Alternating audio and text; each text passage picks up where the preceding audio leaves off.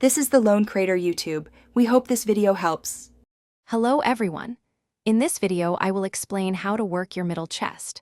While you cannot truly isolate one part of a muscle, you can emphasize the middle region of your chest, also known as the sternal head of the pectoralis major.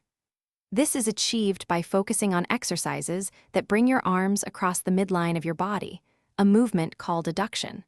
The goal is to maximize the squeeze and contraction in the center of your chest with each repetition.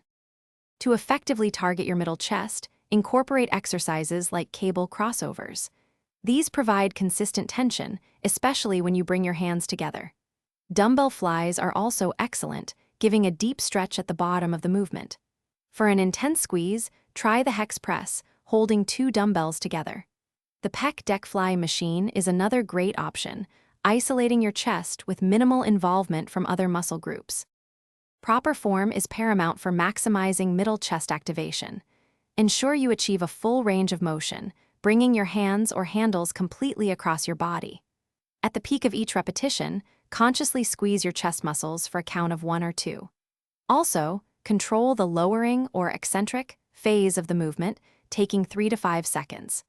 Avoid lifting too heavy, as this can limit your ability to get that crucial full contraction. For optimal middle chest development, aim to train your chest 2 to 3 times per week, ensuring at least 48 hours of rest between sessions. For compound exercises, target 8 to 12 repetitions, and for isolation movements, aim for 10 to 20 repetitions. Incorporate a variety of presses and flies into your weekly routine. Remember to consistently apply progressive overload, gradually increasing the weight, repetitions, or sets over time to keep challenging your muscles. Thanks for watching. Consider subscribing if we helped you.